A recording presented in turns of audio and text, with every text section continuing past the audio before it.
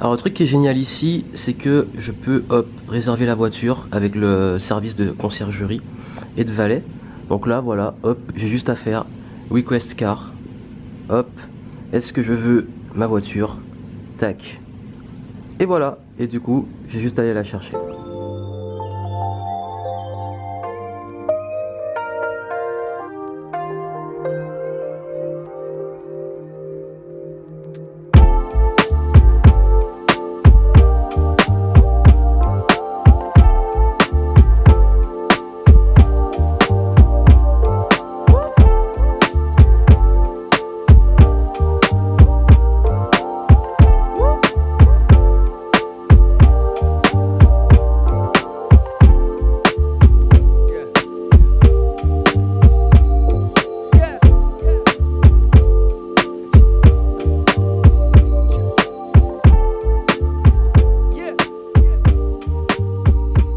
Alors je raconte l'histoire, déjà un petit coucou à mon pote Nicolas Penn, allez voir ce qu'il fait, il a une super chaîne YouTube, qui m'a mentionné dans une de ses vidéos où il dit en fait ce qu'il avait justement eu l'intention et la visation de vouloir un Moleskine Batman, et je lui ai offert juste après. Donc je vais lui répondre dans cette vidéo en lui disant que non, je savais pas qu'il en voulait un, je savais juste qu'il aimait Batman, et que je voulais lui faire un petit cadeau en passage à Toulouse, et je me suis dit ben un Moleskine ça peut être sympa parce que je sais qu'il aime bien prendre des notes et tout, et on est fans tous les deux de cette marque là, et donc du coup je vois un truc Batman, je lui offre. Et il en kiffe total. Et vraiment, c'était pas du tout fait exprès. Et l'histoire derrière ça, parce qu'en fait, ce que je voulais vous dire quand je suis venu à Miami la première fois, je me suis dit, putain c'est cool, mais j'aimerais vraiment pouvoir avoir un truc avec une super vue. Et j'aimerais vraiment pouvoir, je voyais des Mustangs partout rouler avec une Mustang. Et ce qui s'est passé, c'est qu'à la base, j'avais pas prévu d'avoir cette voiture. Enfin, j'avais prévu de prendre une voiture de ce genre de gamme en fait. Et quand je suis arrivé à l'aéroport, je sais pas pourquoi, je voulais absolument une Mustang rouge. Je voulais la Mustang rouge. Et vous savez, en attraction, on dit souvent que quand vous commencez à vouloir quelque chose, vous le voyez partout. Donc si vous voulez par exemple une Mustang rouge, vous allez en voir partout, des Mustangs rouges. Et à l'époque de Miami, j'en voyais partout. Et je me suis dit, putain, je kifferais avoir cette voiture, mais juste pour le kiff, voilà, vraiment pour chiller et puis profiter quoi. Et là, ce qui s'est passé en fait, c'est que je me suis dit, bon, on arrive et je vois à l'aéroport, il n'y a que des voitures, etc., des trucs normaux. Et là, je suis la dame et elle arrive pile poil sur quoi? Bah, sur une Mustang rouge. Et c'était la seule voiture rouge de tous les garages et ils me l'ont filé à moi. Et je trouvais ça assez marrant le fait d'avoir vraiment visualisé que je voulais ça pour la prochaine fois que je revenais à Miami. Et je me suis retrouvé avec ça. Mais ce qui est puissant dans l'attraction, parce qu'en fait j'ai déjà fait des vidéos dessus. Et j'ai fait une vidéo de ça à New York, une des premières fois que je suis venu aux States. C'était un petit peu après mon... C'était quoi? C'était 4 ans après mon voyage à Miami. C'était l'autre fois où je revenais aux States. Et en fait ce qui s'est passé, c'est qu'à ce moment-là, j'ai partagé pas mal de conseils pendant que je me baladais à New York. Et j'ai parlé de l'attraction, comment je l'expérimentais. Et il y a un truc de fou, c'est qu'il y a un autre truc auquel je voulais, dont je rêvais quand je suis venu à Miami. Et ça s'est réalisé. Mais j'en parle juste après.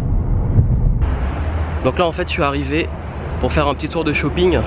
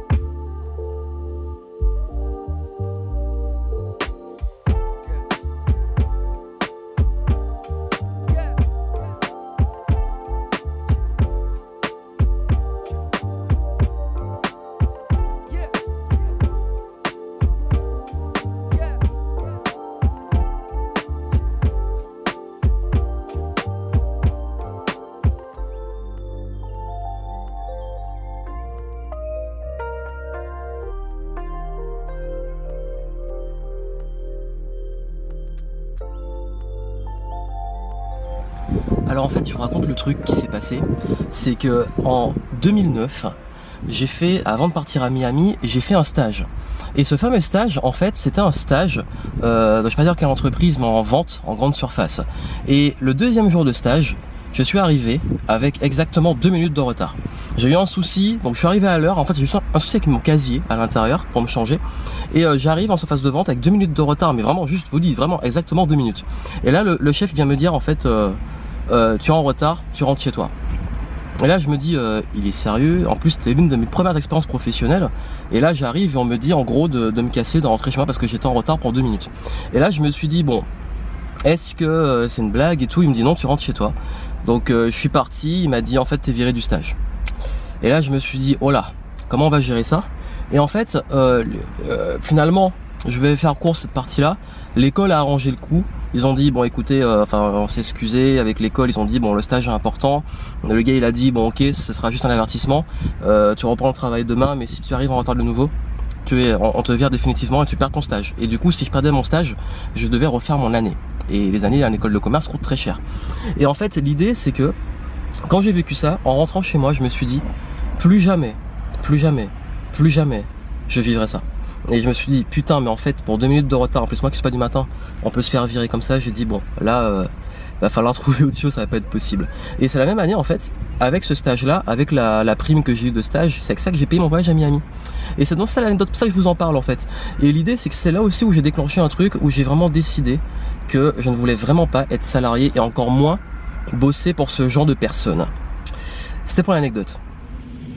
Et je vais vous dire un truc, pour être honnête, pour moi, avoir l'attraction, c'est un grand mystère. Et ça reste encore un grand mystère depuis le temps que moi-même, j'applique la visualisation, j'applique ces choses-là, et puis je vois que souvent l'intention même peut créer des choses vraiment puissantes. Il y a une partie scientifique, il y a une partie qui est vraie, qui est tout simplement liée au focus.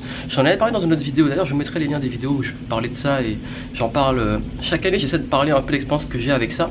Mais plus le temps passe, plus je me rends compte aussi qu'il y a une part qu'on peut peut-être pas expliquer, et je saurais pas dire si c'est puissant ou pas, si c'est réellement un truc qui nous dépasse ou quoi. J'ai pas d'avis, je reste 100% open, j'y compte pas à 200% dessus, ma vie ne tourne pas autour de ça, où je me dis forcément tout ce que je vais penser va se réaliser, et tout ce que je vais penser de façon négative va se réaliser aussi. Par contre, je crois au fait que parfois on crée, mais naturellement, par focus, par forcément, plus on va orienter ses pensées vers un truc, plus on va s'en rendre compte, et plus on va aller vers ça, et plus on va voir les opportunités s'ouvrir. Pareil pour les choses négatives, c'est un petit peu quand on se dit, je veux absolument pas qu'il arrive ça, et le truc il arrive, parce qu'au finalement on l'attire, on y pense, parce que le cerveau ne gère pas la négation, comme vous le savez très bien. Tout ça pour vous dire que, en fait, je pense très sincèrement que quoi qu'il arrive, et ça j'en ai toujours parlé, je l'ai expliqué, d'ailleurs si vous voulez voir en description, vous avez une série de vidéos où je vous explique ça en détail, comment justement on peut, en changeant son mindset, son état d'esprit, à changer ses résultats. Et c'est ce que j'ai fait toutes ces années, depuis 2009 et aujourd'hui, ça va faire presque 10 ans.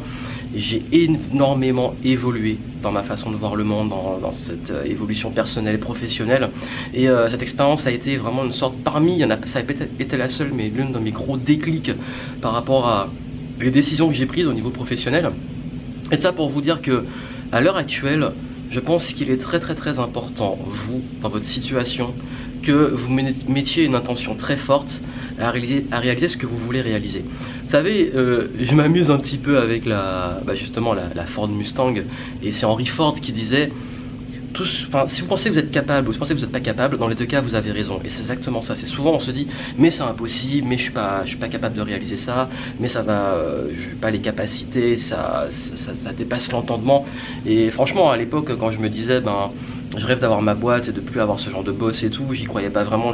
J'avais la fatalité de me dire forcément il y a que le salariat comme voie, j'avais pas encore découvert vraiment l'entrepreneuriat. J'y arrivais, j'avais l'intention de le faire, mais justement l'intention, mais j'avais pas encore vraiment de connaissances dessus, et j'étais loin d'imaginer que c'était réalisable. Et presque 10 ans après, je suis là devant vous et je profite, et donc du coup c'était partager cette expérience avec vous, ces anecdotes qui sont assez intéressantes sur le fait que parfois des situations et d'intentions fortes peuvent créer les choses. Et dans les vidéos que je vous ai mis en description, je vous explique justement, je vous donne des exemples et comment vous pouvez utiliser ça. Et je pense que la visualisation c'est très puissant, et plus le temps passe, plus je me rends compte parfois même que j'ai oublié des trucs que je voulais, et que presque 10 ans après ça s'est réalisé, ça se réalise encore. Il y a des rêves qui se réalisent au fur et à mesure, et c'est vraiment magnifique.